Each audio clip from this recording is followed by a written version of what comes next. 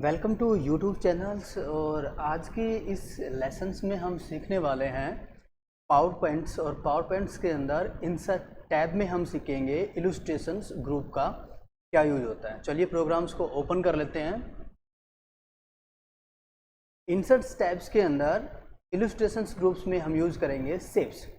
कोई भी shapes insert कराने के लिए अगर आप चाहते हो यहाँ से कोई टेक्स्ट, अगर कोई टेक्स्ट बॉक्स क्रिएट करोगे तो उसके अंदर आप कोई भी टेक्स्ट यहाँ पे डाल सकते हो, उसको मूव कर सकते हो और उसके अंदर जो भी फॉर्मेट आप अप्लाई करना चाहते हो तो यहाँ पे फॉर्मेट्स टैब मिल जाएगा आपको लास्ट में। जैसे आप एक टेक्स्ट बॉक्स क्रिएट करोगे उस पे स्टाइल्स में यहाँ पे जाके शेप स्टाइल्स फिल कर सकते हो, बैकग्राउंड अपनी मर्जी से आप कलर फिल कर सकते हो, पिक्चर फिल कर सकते हो, ग्रेडियंट सेंस टेक्सचर आप इसके अंदर फिल कर सकते हो।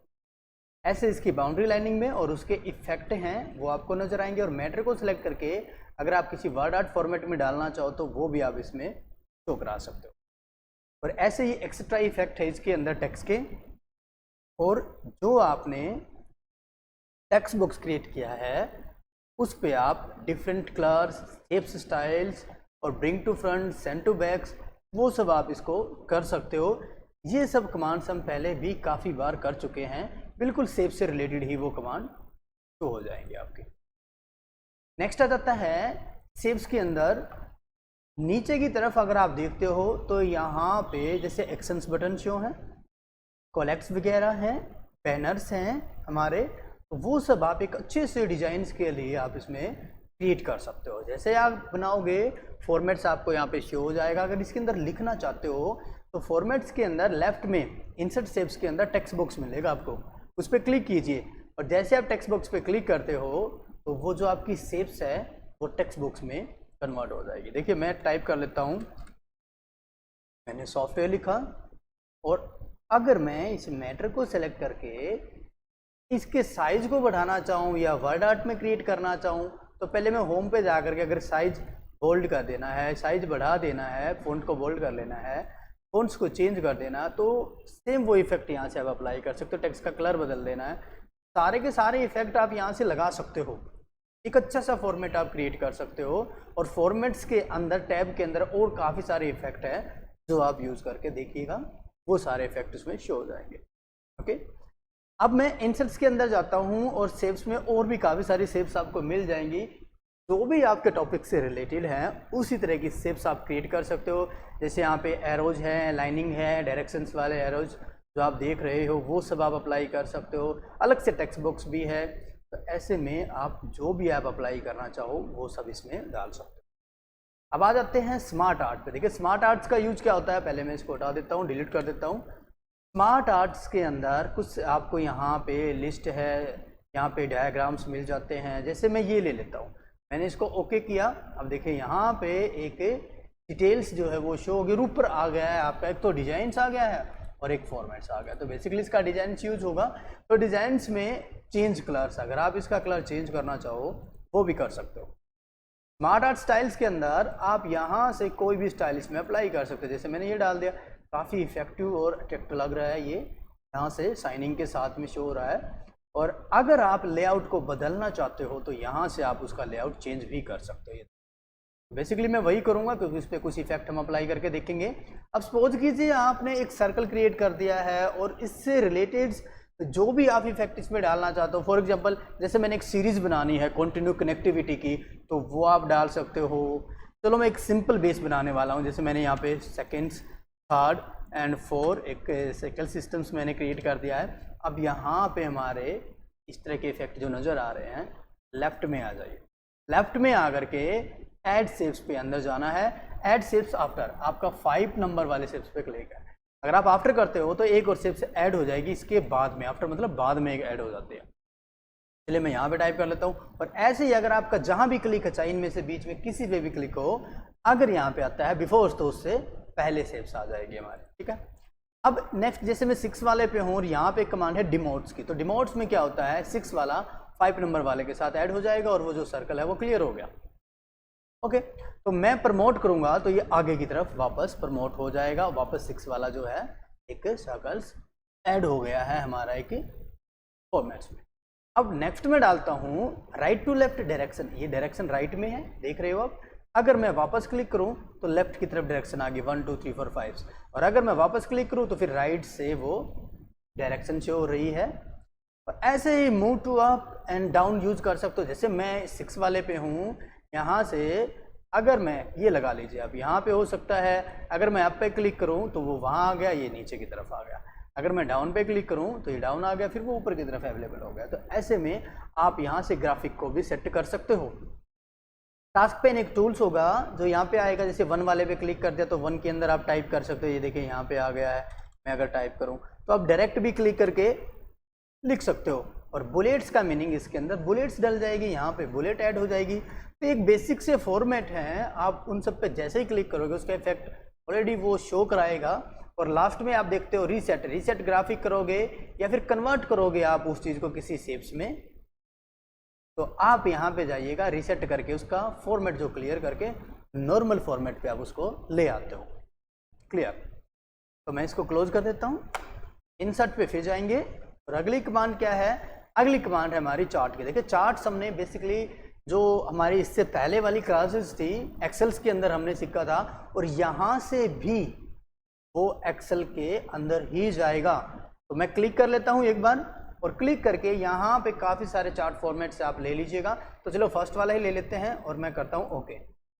और जैसे मैंने ओके किया, आप देख रहे हो राइट्स में एक जो है एक्सेल की फॉर्मेट्स में एक टेबल खुल गई है जो कि ऑलरेडी इसमें बनी हुई होती है, और हम उसको अभी चेंज करेंगे, मॉडिफाई करेंगे, उसको अल्टर करने वाले हैं, ठीक करने वाले हैं। जो कि इफेक्ट यहाँ पे एक चार्ट का आ रहा है, पर उसकी डिटेल ये कैटेगरी 1 2 3 ऐसे आ रही है।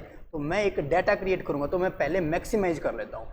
एक्सेल सीट्स जो निकल गई मैक्सिमाइज करता हूँ, और इतना डाटा है इसका, इसको मैं बढ़ा लेता हूँ, राइट में बढ़ा लिया, फिर वापस क्लिक करके मैंने नीचे की तरफ, चलिए इतना सा ही कर लेते हैं, काफ़ी रहेगा, या फिर बस इतना सा कर लेते हैं। सारे डाटा को मैं अंदर से क्लियर करता हूँ। इसके अंदर वाला डाटा होना चाहिए, इसके अंदर वाला डाटा होना चाहिए आपका। ठीक है, तो मैं इसको यहाँ से हटा देता हूँ। ये वाली डिटेल है, ये मैं सब क्लियर करता हूँ। बाउंड्री लाइनिंग नहीं जानी चाहिए आपकी। कॉलम्स मिलेगा, आप टाइप कीजिए, ये ऑटोमेटिकली चले जाएंगे। जैसे मैंने डाला नेम, नेक्स्ट डाल दिया मैंने यहाँ से क्लास, देन सब्जेक्ट। ऐसे मैं एक फॉर्मेट जो है वो क्रिएट कर लेता हूँ, ये देखिएगा। अब इधर आ जाते हैं, नेम डाल लेता हूँ बेसिकली, और यहाँ से और क्लास का एक सिंपल सा एक फॉर्मेट हम क्रिएट कर देंगे। ऐसे ही मैं कुछ वैल्यूज़ के अंदर जो है वो अप्लाई कर देता हूँ। ठीक है, ऐसे ही मैथ की जो वैल्यू है मैं यहाँ से डाल लेता हूँ। ऐसे ही मैं साइंस की जो वैल्यू है वो मैं यहाँ पे ऐड कर देता हूँ। अब इनको टोटल कर लेते हैं। देखिए अगर आपने एक्सेल सीख रखा है तो बहुत ही इजी सा स्टेप रहेगा आपके लिए वर्क करना। अगर नहीं सीखा है तो आपने पीछे वाली जो क्लासेस हैं हमारे चैनल पे वो आपने देख लेनी है, उसमें पूरा कंप्लीट एडवांस एक्सेल हो रखा है। चलिए बेसिक सी डिटेल रहेगी। टोटल करने के लिए सबसे पहला स्टेप अल्ट के साथ मैट्रिक को सिलेक्ट करना है और खाली जगह तक यहाँ तक ये भी साथ में सिलेक्ट होना चाहिए। अल्ट के साथ इक्वल बटन, अल्ट बटन दबा लेना है कीबोर्ड से, अल्ट ALT अल्ट, और इक्वल बटन बैक स्पेस के लेफ्ट में मिलेगा इक्वल बराबर वाला जो साइन होता है, प्रेस कर देना है। अगर आप अल्ट के साथ इक्वल बटन प्रेस करोगे तो आपका टोटल हो जाएगा। तो कैसे करेंगे? सेलेक्ट करेंगे, अल्ट के साथ इक्वल बटन दबा देंगे। लेकिन पहले खाली आपने अल्ट नहीं दबाना है, क्योंकि देखो अगर आप अल्ट दबा देते हो खाली और आपने ऐसे कर रखा है तो आप ऊपर देखना यहाँ पे शॉर्ट कमांड आ जाएंगे अल्ट दबाते ही। तो आपने अल्ट के साथ ही तुरंत आपने इक्वल दबाना है। लेकिन उससे बेस्ट ऑप्शन, होम पे मैं डबल क्लिक कर लेता हूँ, आइकन शो हो जाएंगे हमारे। यहाँ से सेलेक्ट किया और इधर तक आ गए, यहाँ तक, ये रहा होम के अंदर ऑटो सम। यहाँ से आप करें फॉर्मूला लगा ले अगर आपने सीख रखा है, वरना ये इजी सा स्टेप है। तो आपने टेबल बना लेनी है और बस आपने उसको बंद करना है, क्लोज करना है। सेव करने की बिल्कुल भी ज़रूरत नहीं है क्योंकि वो उसी के अंदर से इंसर्ट हो रही है। क्लोज करेंगे और जैसे ही क्लोज किया ये देखिएगा यहाँ पे आपकी जो है टेबल क्या हो गई है, इंसर्ट हो गया। मैं इसको थोड़ा सा शॉर्ट कर लेता हूँ साइज से, ये देखिएगा, ये देखिएगा। तो आपकी इंसर्ट हो गई है एक टेबल, उसका एक डाटा जो है वो शो हो गया है। और हाँ, साथ में आ गया है एक डिजाइन्स जो टैब है और एक है लेआउट टैब्स। डिजाइन्स में आकर के चार्ट लेआउट के अंदर आओ और यहाँ पे कुछ आपको चार्ट मिलेंगे। मैं लेआउट नंबर 5 लेता हूँ। 5 लेते ही देखिए नीचे पूरी टेबल आ गया। ऐसा करते हैं, इसको थोड़ा और बढ़ा लेते हैं, इससे टेबल का फॉर्मेट और चार्ट का फॉर्मेट नज़र आ जाएगा। देखिएगा तो वो नज़र आ गया है। मैं टाइटल को पीछे से डिलीट कर दूँ ताकि साफ साफ सा नज़र आ जाए हमें टाइटल सब टाइटल। और मैंने दोनों को डिलीट कर दिया यहाँ से, ये देखिएगा एक जो है चार्ट आपका शो हो गया है यहाँ पे आपकी स्लाइड पर। अब इसमें डिजाइन आ गया, आप कोई भी डिजाइन बदल लीजिए चार्ट का, आप ऐसा करते हो देखो ये ऐसा हो जाएगा, ठीक है। और ऐसे ही इसके अंदर है चेंज टाइप करोगे तब भी सेम वर्क है, यहाँ से आप कोई भी और बदल लीजिएगा। सेव एज टेम्पलेट करते हो, आप अपने चार्ट को टेम्पलेट में सेव कर सकते हो। जैसे मैंने ये पहले से डाल रखा है, एक GSS 11 के नाम से मैंने सेव कर दिया, तो आपका जो है चार्ट वो सेव हो गया। अगर मैं टेम्पलेट में जाता हूँ तो ये देखिए GSS 11 का आ गया, उस पर क्लिक करेंगे तो वो फॉर्मेट एक्सेप्ट कर लेगा। क्लियर? ओके, ऐसे ही आपका जो चार्ट है यहाँ पे आप इस पर क्लिक कर लेते हो और इसकी जो डिटेल है, एडिट डाटा, वापस एडिट करना चाहते हो तो वापस चेंज हो जाएगा, मैंने बंद कर दिया है, ठीक है। सिलेक्ट डाटा, जो आपने सिलेक्ट कर रखा है वो डाटा की रेंज, वो डिटेल शो कराएगा बेसिकली। मैं क्लोज कर देता हूँ वापस फिर से, तो यहाँ से आपका एक लेआउट जो टैब है वो भी हमारा इसके अंदर शो हो जाएगा, एक लेआउट टैब जो है वो भी शो हो जाता है आपका इसके अंदर यहाँ पे। अब देखिएगा जैसे मैटर है आपका और एक है लेआउट। अब देखो लेआउट है, लेआउट के अंदर भी आपके फॉर्मेट जो है वो शो हो जाते हैं। तो पहले मैं इसको एक बार क्लोज कर देता हूँ। लेआउट के अंदर फॉर्मेट आएंगे जिसमें आप कोई भी शेप्स इसके अंदर जो है इंसर्ट करा सकते हो। तो ये बेसिक सा फॉर्मेट है, मैन सी डिटेल्स हम इसमें से कर लेते हैं, ये सब आप एक्सेल की क्लासेस में जाके भी क्लियर सीख सकते हो।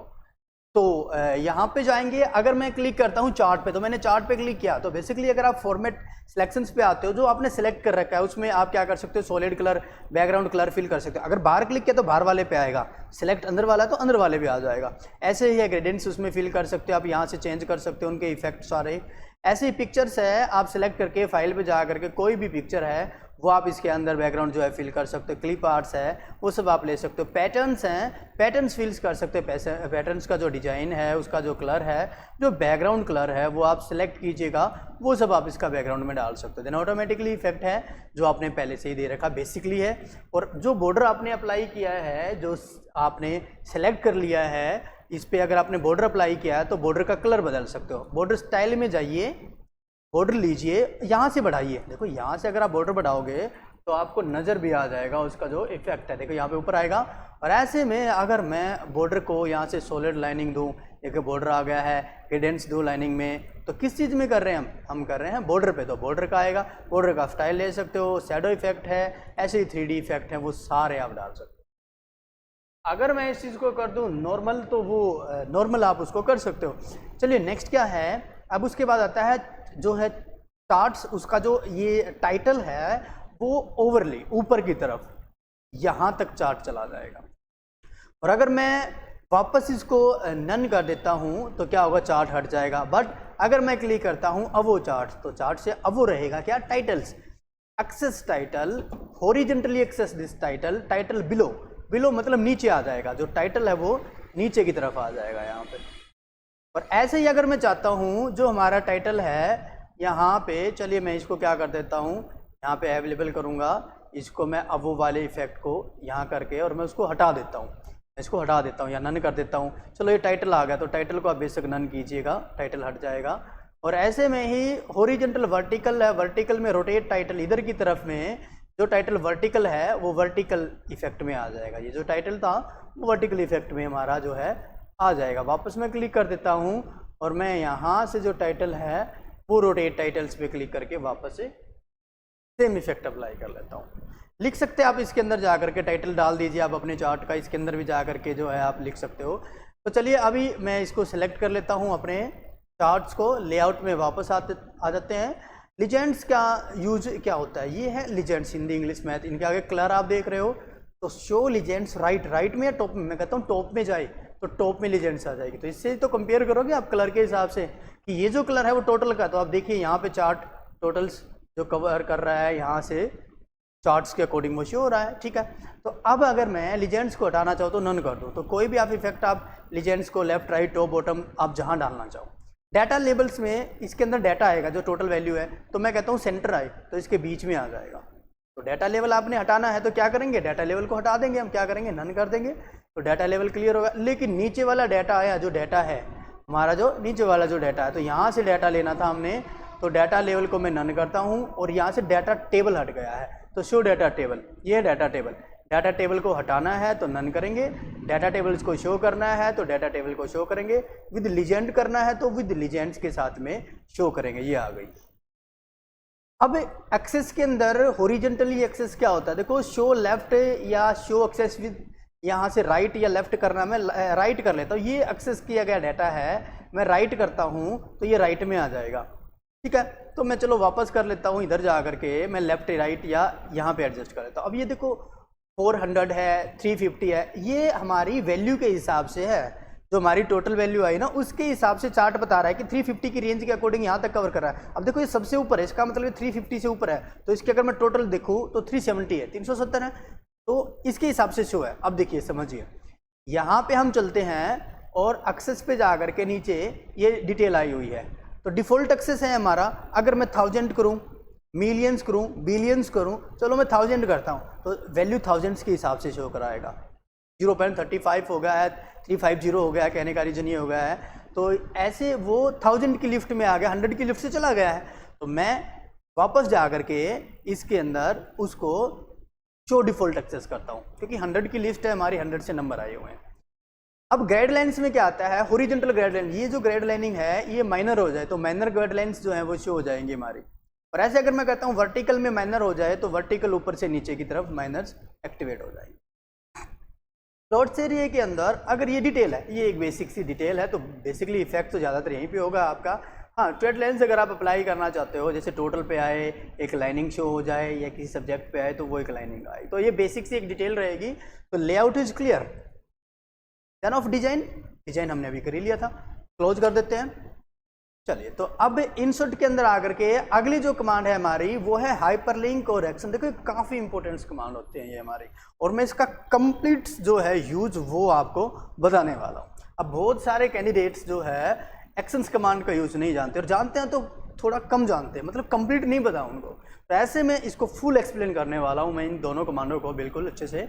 अब देखिएगा, सपोज कीजिए मेरे पास एक से ज़्यादा स्लाइड है, तो पहले तो मैं हाइपरलिंक आपको बताने वाला हूँ, और हाइपरलिंक्स बनाने के लिए एक बार टाइटल सब टाइटल कॉलम तो चाहिए ना लिखने के लिए, तो इसी के लेआउट को बदल लेते हैं ना। तो कैसे जाएंगे, होम में जाएंगे और लेआउट पे जा करके एक बार टाइटल सब टाइटल डालेंगे, मतलब क्लिक करके लिखने के लिए एक हमें स्पेस चाहिए। तो अब मैं यहाँ पे एनिमेशन पे जाता हूँ और हाइपरलिंक क्रिएट करते हैं। देखो हाइपरलिंक आप किसी इमेज का भी कर सकते हो, किसी प्रोग्राम्स का भी आप कर सकते हो, कोई फाइल्स हो सकती है आपकी। तो चलिए हम फाइल्स का कर लेते हैं। मैं यहाँ जाता हूँ और मैंने ये जो फाइल है ना, ये 6 वाली मैंने ये ले ली और मैंने ओके कर दिया। देखो ये आ गई। अब इसका एक लिंक क्रिएट होगा। आप जहाँ कहीं भी किसी भी फाइल का लिंक देना चाहो, किसी अनदर डेटा का, जैसे कि मैंने बोला फोटो का, तो आप दे सकते हो। अब 2 तरीके से यूज करना बता देता हूँ। राइट साइड क्लिक करें यहीं से, इसके अंदर जहाँ से आपने बनाया इसी के अंदर ब्लू कलर पे राइट साइड क्लिक करें। वैसे सीधे क्लिक करने से नहीं आएगा, ये अनदर प्रोग्रामों के जैसे वर्क नहीं करता है। एक्सेल में क्या था, control plus click to follow link, ये सीधे क्लिक टू फॉलो लिंक।